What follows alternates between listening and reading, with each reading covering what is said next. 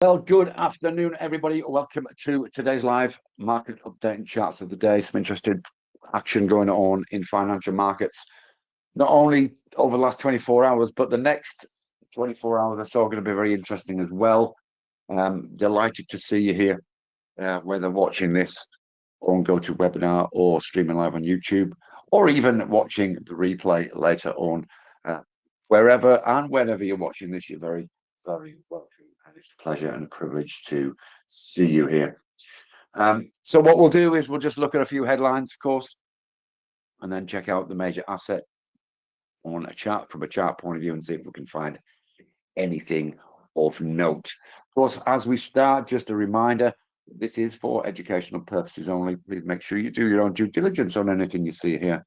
Make sure you follow trading plans and manage risk on every trading action. That's both entry and exit, consistent with your personal financial situation and trading objectives. Many thanks for all of you who have said hello. Good day to you, Brian. Hi, Mark. I hope you're both well. And Wayne, and to I hope you're good as well, mate.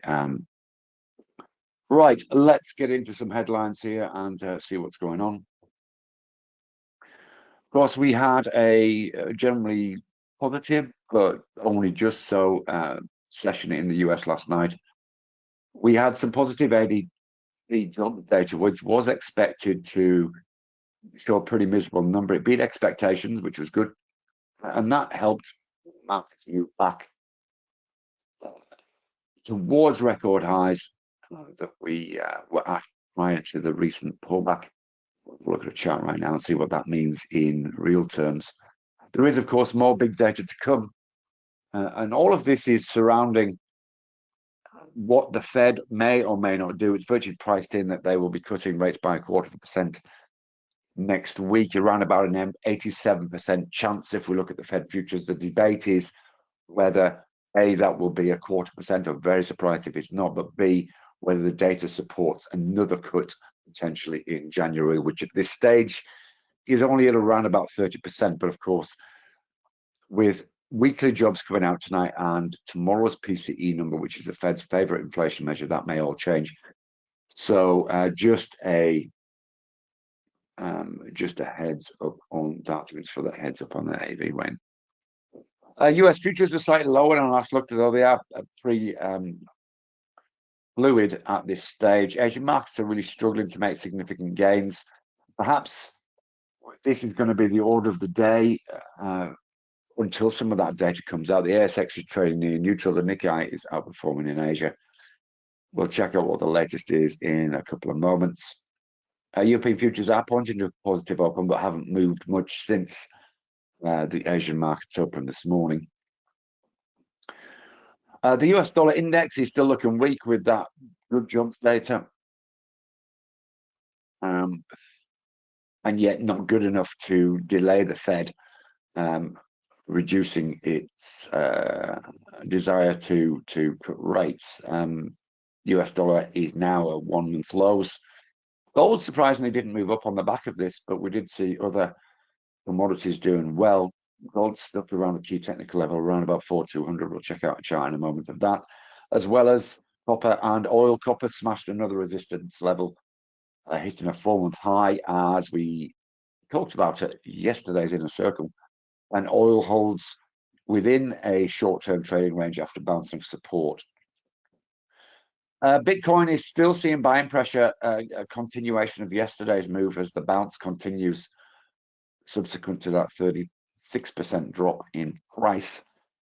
And as I said, it is a big data week. We had that ADP yesterday. We've got US weekly jobs tonight and that all-important PCE data out on Friday to digest.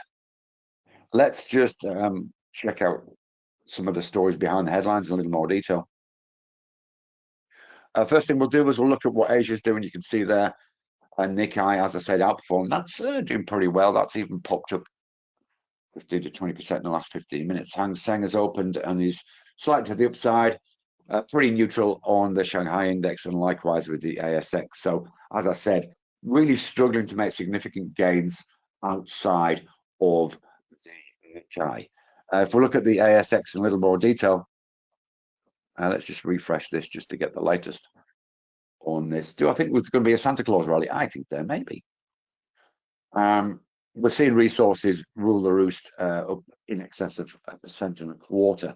IT's not doing bad. Energy's doing okay as oil is holding its own. Most of the defensive stocks are actually looking pretty weak, which is one of the signs that we look for a potential Santa Claus rally. So utilities, telecom, staples, and real estate all in the red today. Looking at the data that's due over the next couple of days, fairly quiet today.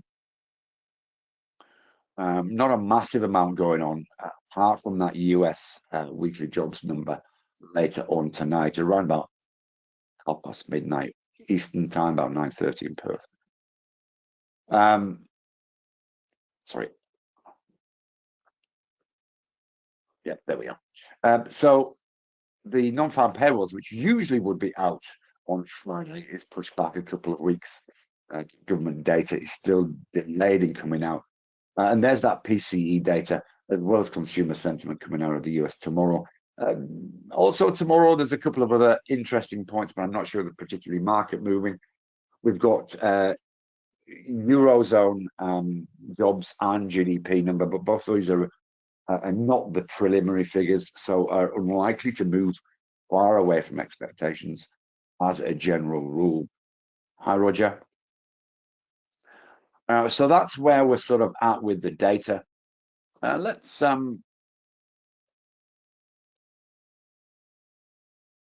just have a quick look at try and get up the Fed futures just so you can see those in case you went in a circle last night. If you give me a second just to bring those up.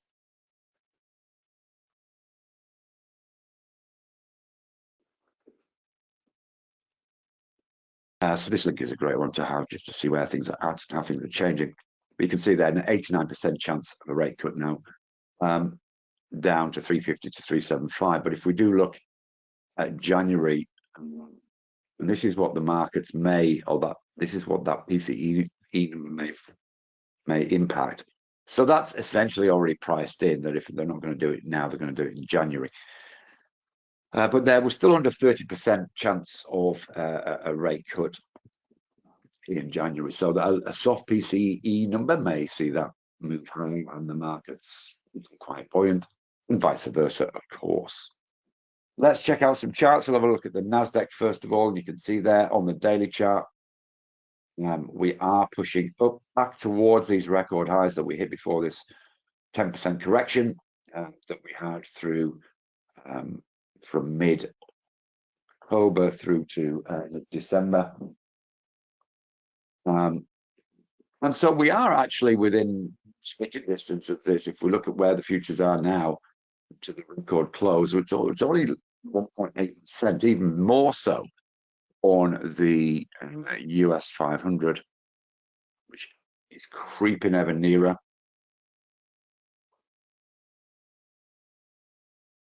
So you can see again, there's that record high. We're within around about 50 points, which in percentage terms is less than percent, about 0.5%, to record highs on the S&P 500 futures. Of course, that increased likelihood of a Fed cut for next week has been part of the reason why we've seen the US dollar drop off. And this is actually looking technically interesting now.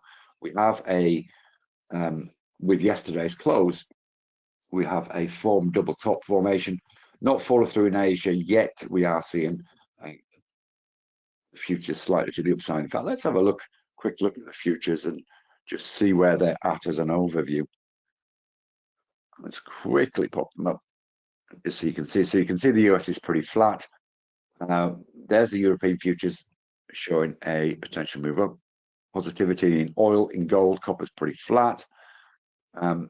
US dollar strong this morning against most currencies. Bitcoin having a good move to the upside as well on the futures contract. Silver's very interesting at the moment. Another nice jump in silver. Might be worth checking out the silver chart at some stage. So there's that US dollar index, which of course is a futures contract at all. as well, sorry. But that we do see this pause around this 4200 to 4235 zone that's just above, that's just below where we are now. There's that key level at 4200. So we are seeing a little bit of buying coming in, but a breach of 4235 could be interesting. There's those record highs we hit back in mid-October. So those will be in the crosshairs should we breach 4235. Of course, we're going to be patient for that to happen. If we look at the hourly chart, you can see that range a little more clearly now and why it's important to be patient. We extolled the values of copper last night, and there's follow through now in Asia. You can see there we'll move slightly positive. This breach that we had of 535 is technically significant. Potential closing the top 20%, potential move up towards 550. But that will be the cap. I think it might take a little bit of working through to get through that. But this is an asset class which will be affected significantly by the PCE data tomorrow and the impact that has on USD. So just be aware of that if you are looking at a copper chart and deciding whether it hits your trading plan or not. As for oil, we are seeing oil, as I said, mid-range. This is 4-year lows, the bottom of these blue lines on the chart. This is a short-term range here. Trading around about $59 at the moment, but still in a fairly slow but sure downtrend trend channel that we've been in really since mid-October. We're looking to see so lower highs right the way along the line and lower lows, which suggest that downwards trend is still play. We are seeing a flattening of the moving averages. So this next move for oil is probably pretty important. As for Bitcoin, well, Bitcoin dropped 36%, really nice bounce. Another retracement, and then we're seeing that bounce again through the course of the week.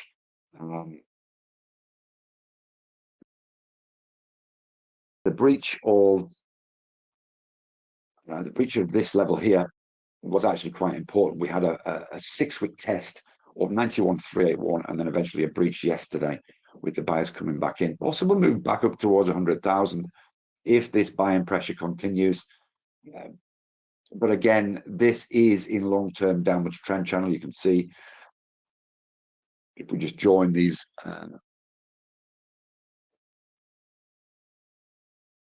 lines up, so some might see it as an opportunity to buy and pull back, but that downwards trend channel is very much still in play at this stage. Onto some FX pairs. Let's just check out let's start with the Euro USD. You can just see there a little bit of USD positivity after a bad day at the office, or a good day at the office if you're along the Euro, and you can see the technical significance of that move yesterday, breaching this key level here at around about 116.30. It took us up about as far as we dare in terms of market sentiment. There's that next level of interest. You can see lots of price consolidation around this price level at around 116.83. So it may take some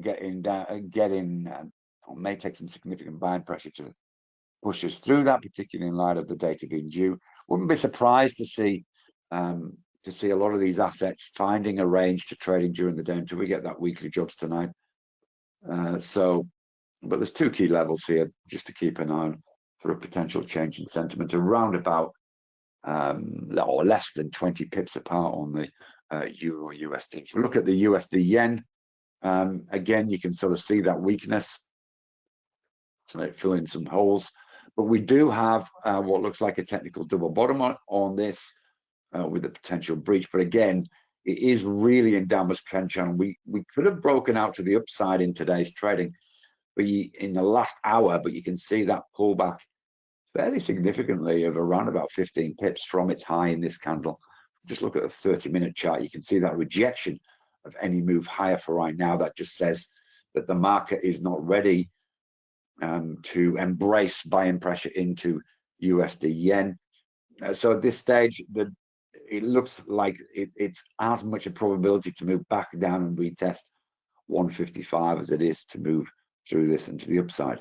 Look at the Aussie USD. This is looking interesting technically as well, but again, we're finding ourselves coming pretty near key levels on this. Around about 66.15 was a resistance back here, mid-October, and again in late September. So it looks as though there has been the push with this Aussie dollar strength and with the RBA essentially shutting the door on a rate cut in the imminent future. So that's been a pretty good run. If we look at the hourly chart,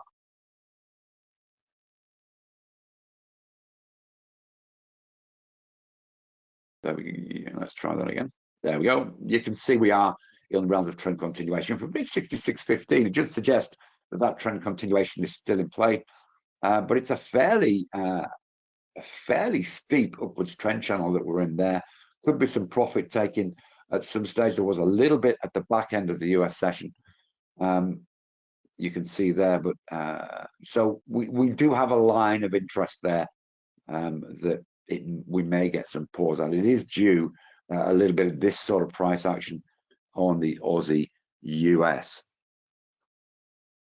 If we just look at the Aussie yen, perhaps. Oops. Again, we'll look at the hourly chart when it decides to show it. I don't know what's going on with this today. There we go. This is actually looking technically a lot more significant than the, there we go. So here's the 4-hourly chart, and you can see here we sort of paused under this level at 102.50-ish after breaching the previous resistance around 102.35. So we had essentially 24 hours of candles in between these two, and you can see the significance of that breach this morning. Put it on the daily chart for context. You've got to go back. In fact, let's put it on the weekly chart. You've got to go back a long way before we're at this level, all the way back to July last year. So we're now sort of at 17-month highs on this. Possibly a move up to 104 in the medium term is on the cards. But for now, the key level appears to be where we're trading right now with that breach of 102.59. Some technical analysts would say, well, look at the last range and then you can potentially project upwards. I'm not a massive subscriber of that, but some people would say if you haven't got a landmark to do so, then this is one way to do it. So if we move it down to the next level, it's around about 30 pips. So if we suggested that might happen, we'd possibly move up to around that sort of 102.90-ish, maybe even 103, being the nice round number that markets like. The good thing about this, if it does interest you, is the potential clear landmarks for putting some stop loss risk protection in around about this sort of 102.40 level. So I'm going to make that my FX chart of the day simply because it looks as though it may be changing sentiment right now from a whole day yesterday in this 30 pip range. Let's check out the ASX.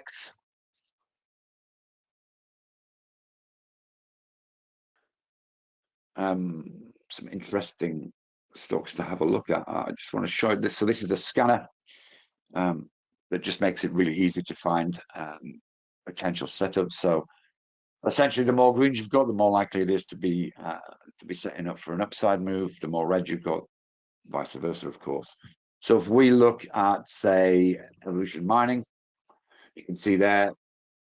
This is what this scan does: is it doesn't say, "Hey, look, this is happening." It says, "Hey, look, this is worth keeping on your radar." It's a trading tool to stop you having to search through 244 ASX stocks, make things nice and quick. So we've got a key level at around about $12 on Evolution Mining, all-time high on that stock. That's one to keep an eye. Obviously, gold miner. If we look elsewhere, Whitehaven Coal is having a good day at the office. Again, challenging the key level. So you can see here the resistance on the threat is at 530. We had a couple of attempts, but then The candle closed beneath that. So we want to see a candle close. And that's not a particularly compelling candle. Maybe you have a look at this in the last hour and see what's cooking, if anything. But at this stage, it doesn't look as though that's a convincing break. But that doesn't mean it won't be by the end of the day. And if we look at S32, which is one we highlighted yesterday on Inner Circle, you can see that move yesterday, follow through. This is our ASX chart to watch this morning, and it has indeed moved higher. Again, context is always important. So this is a high level not seen since February 2025. Possible move up to around about that 383 level. So I'm not jumping up and down about this. It could get stuck in this range here, but the fact that it's moved over its 200 MA, which is this red line here, is technically significant.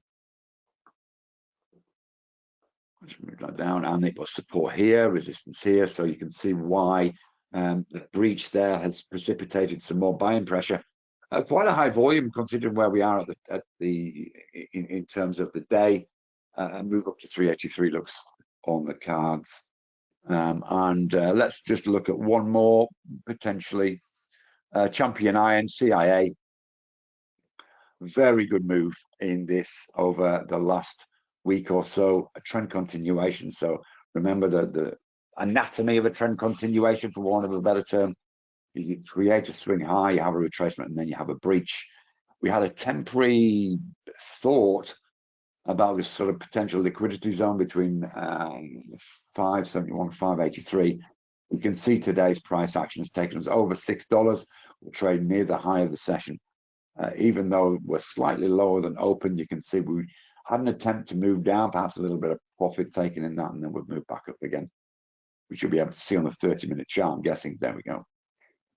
So you can see us moving back up towards the top of this range intraday. So maybe keep an eye on 610, just to sort of confirm that we are continuing up in terms of context again, which is always important.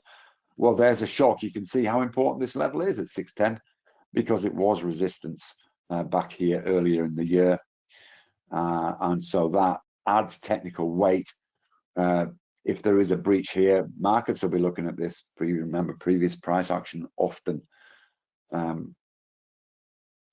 dictates to a large degree because people like these sort of landmarks, current price action. So that's Champion Iron. Hello, Susan. It's good to see you here. How are you?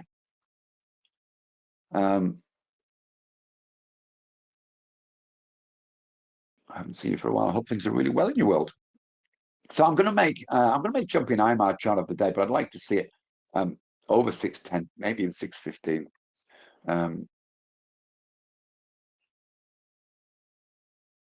To sort of confirm that we have this breach.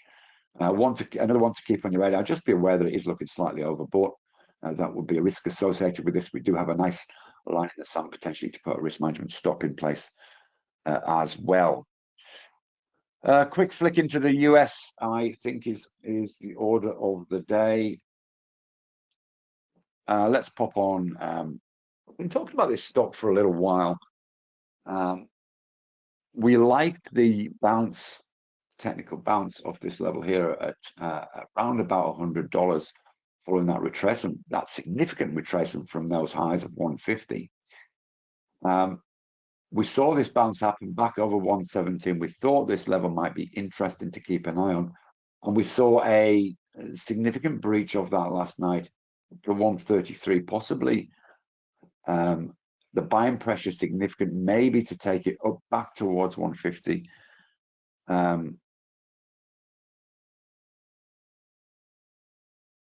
So that's looking interesting. Tesla, you can see the money coming back into these tech stocks. Tesla there, another really strong day yesterday. Again, we sort of highlighted this as a potential level where we may see a bounce, and indeed that's happened over the last week or last couple of weeks. We've seen some buying coming back in. Again, context is all important. So this is this was the high we hit sort of back here, late 2024. So we're in the same ranges there now.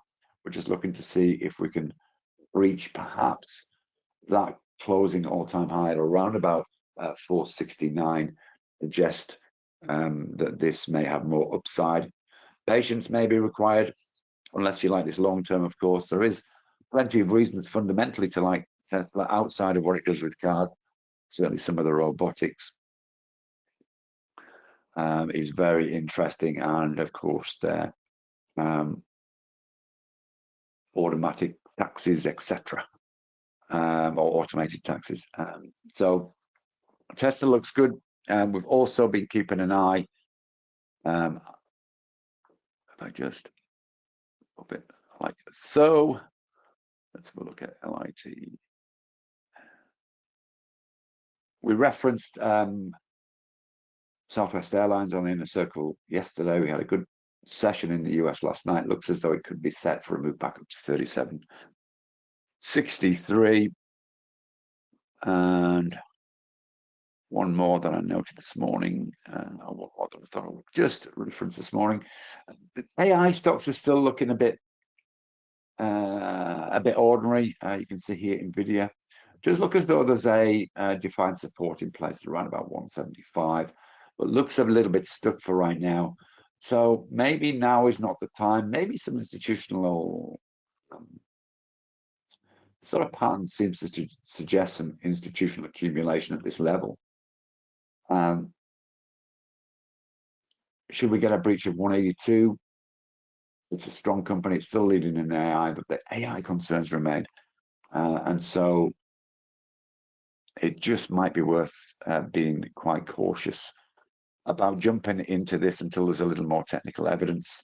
The other one that we've been keeping an eye on is CCL. Let's just get the latest handle on this. I like this as a technical chart. There's the 200 MA. There's a clear resistance at 26.54. Look as though we're heading back towards that. Premature, but worth keeping on your radar for sure. So there you go, ladies and gentlemen. That's our whiz around the markets for this Thursday. As I said, some interesting things going on over the next few days. Thank you very much indeed for popping in, for all the kind comments. If you are watching on YouTube, either now or later, playing catch up, then if you like what you've heard, and if you then please ping us a little like on that, maybe subscribe to the channel so you don't miss a future show. And of course, look forward to seeing you on Monday for our next live update if you're able to make it. Most importantly is have a wonderful weekend. When it gets here, I know we're a bit premature. Just watch the data. Just watch the data over the next few, over today and tomorrow. It could be interesting. Okay, so trade safe. We'll see you again very soon. Thank you, and bye-bye for now.